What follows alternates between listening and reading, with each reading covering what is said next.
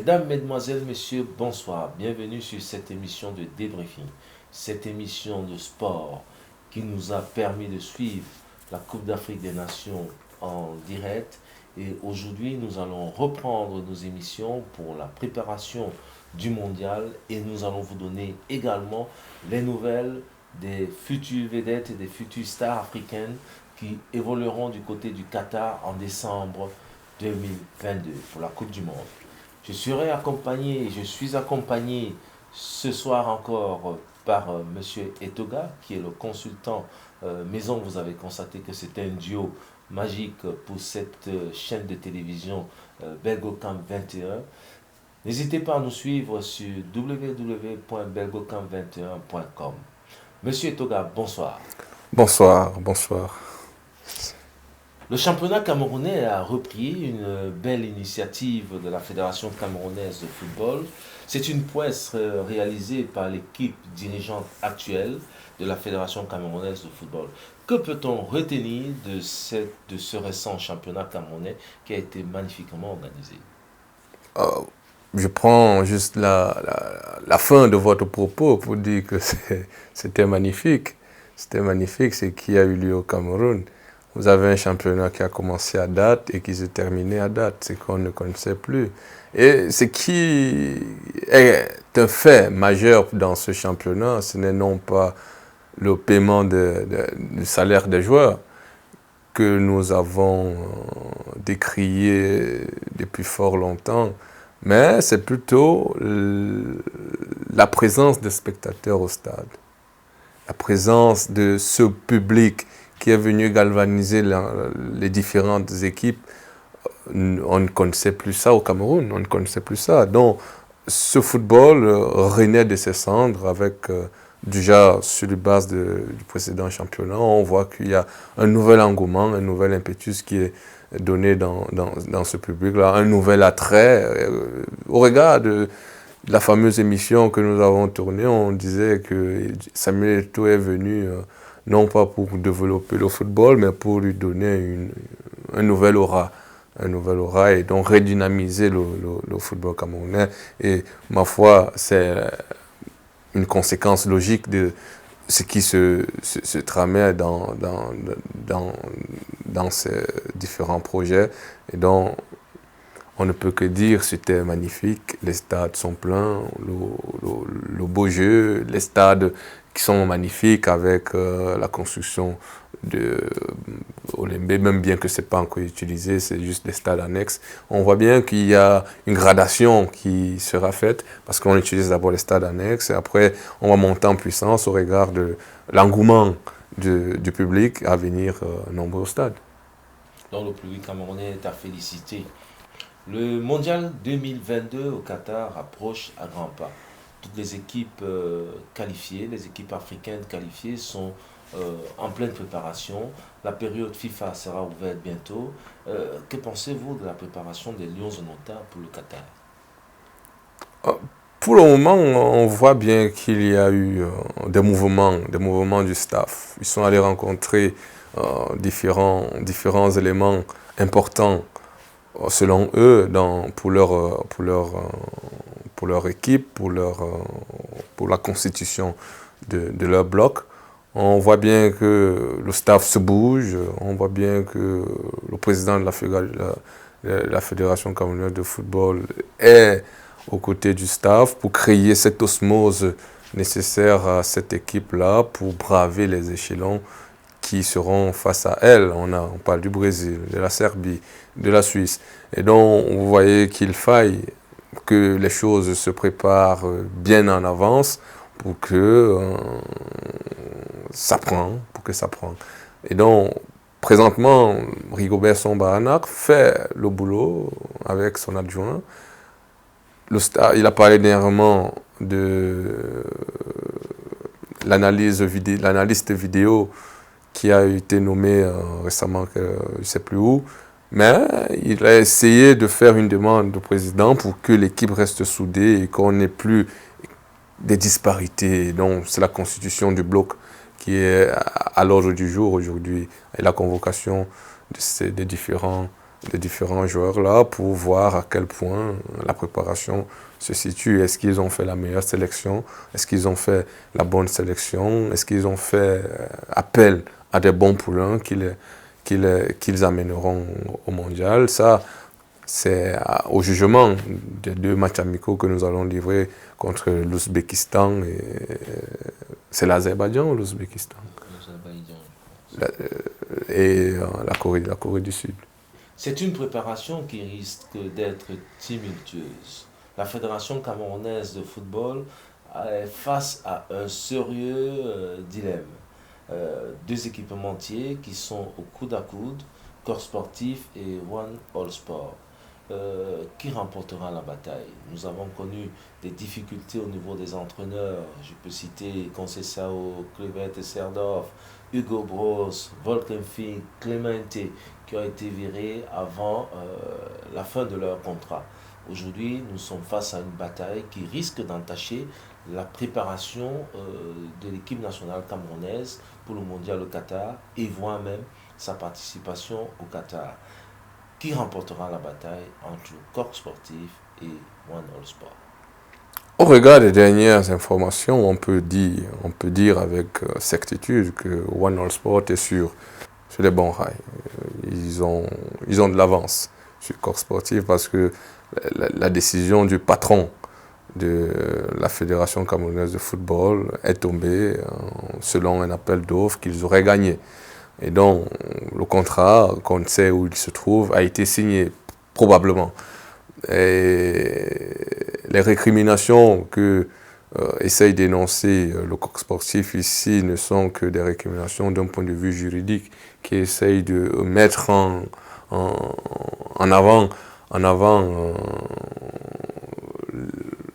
la continuation de son contrat jusqu'à fin échéance. Jusqu'à fin, je crois, 2023, un truc comme ça. 2023, et donc, la rupture, il parle de rupture abusive du contrat. Et donc, on se demande si la Fédération camerounaise de football a engagé une telle procédure et rompre le contrat avec Corps Sportif sur base, encore une fois de plus, du communiqué qu'ils auraient donné, c'est non-respect du contrat par Corps Sportif. Sur cette base-là, ils ont entamé une rupture unilatérale du contrat. Et donc, si, ma foi, ils ont engagé cette procédure, ça voudrait dire que si Corps Sportif les attaque en justice, ils ont les moyens pour dédommager l'équipementier et aller en Coupe du Monde avec One All Sport. Mais sauf que, on a déjà la publication de Coca-Cola qui fait mention de Corps Sportif comme étant l'équipementier camerounais au Qatar. On avait One All Sport qui fait tambour battant là-bas avec la publication des maillots des Lions et la signature d'un contrat avec l'organisme qui se chargera de distribuer les équipements au niveau local. Et donc, tous ces soubresauts-là nous poussent à croire que nous sommes dans un tohu-bohu, que seule la FECAFOOT nous aidera à comprendre mieux. Et ma foi, je n'ai même pas envie d'impliquer ici le gouvernement camerounais parce que probablement ils n'y sont pour rien et ce n'est pas de leur compétence.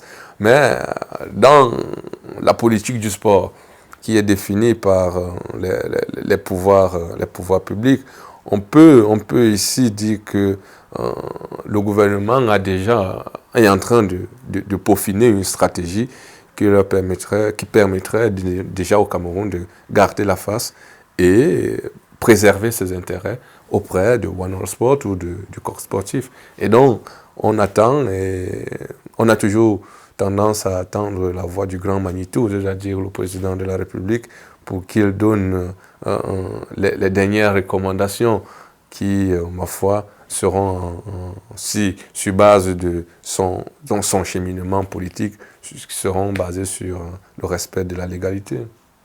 Corps Sportif ici réclame des indemnités et évoque une rupture abusive de contrat.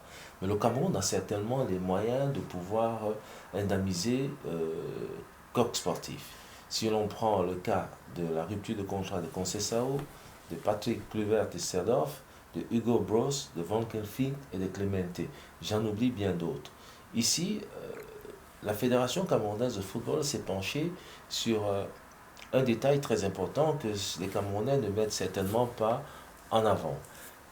Les royalties, les retombées de la vente des maillots, de tous les dérivés de la marque One Sport appartenant désormais à l'équipe nationale, à la Fédération camerounaise de football.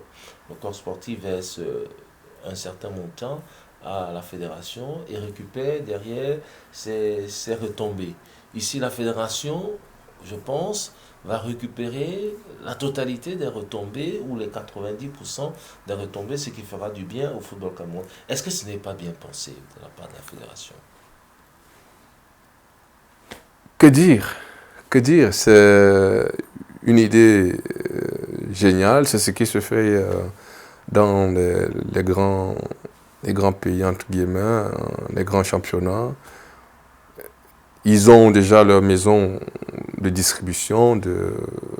Et vous voyez, prenons la Fédération française de football, elles ont là où vous pouvez acheter le maillot précis, maillot authentique, une boutique. Aujourd'hui, la Fédération camerounaise de football, sa boutique, c'est Mokolo, c'est Louvry, c'est Mbopi. Il faille penser à construire une boutique à l'identité de l'Africa Foot et à l'identité Lion Indomptable, ou alors constituer un pôle où on pourra vendre l'ensemble des équipements des différentes disciplines que connaît le Cameroun.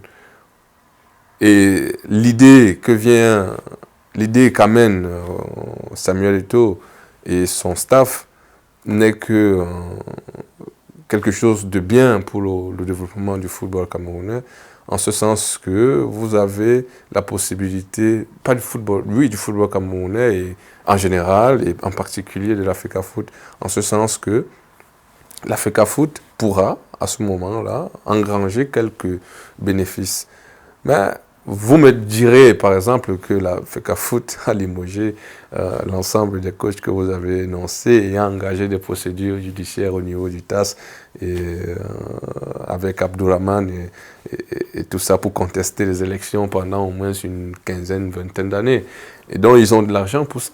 Ils ont de l'argent, ils ont sacrément de l'argent. Et donc, ce n'est pas payer les indemnités à un coq sportif qui ne pèse pas devant un Puma, ou je sais pas moi, on a connu beaucoup des équipementiers de renommée internationale. Puma, c'est pas corps sportif qui va dépasser, par exemple, l'Africa Foot à payer des indemnités et qui s'élèvera à combien? Si aujourd'hui on fait la balance, on appelle ça en marketing l'avantage concurrentiel. L'avantage concurrentiel du contrat de corps sportif et de One All Sport penche vers qui? La fédération a estimé que l'avantage concurrentiel les pousse vers One All Sport parce que ça remplit certaines conditions que le corps sportif ne remplit pas. Et donc, rupture abusive du contrat, est-ce qu'on peut supporter une rupture abusive du contrat?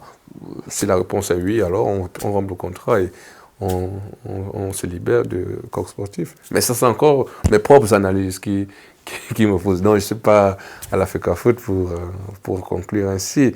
Mais au regard de ce qui se passe, on ne peut que déduire les choses de façon telle que je viens de les présenter. C'est un match qui se déroule certainement derrière le bureau. Corps sportif, One All Sport. L'avantage reviendra certainement à celui qui, dans un domaine marketing, comme l'a expliqué M. Etoga, donne des avantages à la Fédération camerounaise de football. Espérons que ce débat ne va pas empêcher les Lions d'accomplir effectivement les objectifs qui se sont fixés, c'est-à-dire remporter la Coupe du Monde ou arriver en demi-finale de cette Coupe du Monde. Pour les prochaines émissions de débriefing, et nous allons suivre toutes les équipes africaines qui participent à la Coupe du Monde au Qatar 2022. À très bientôt.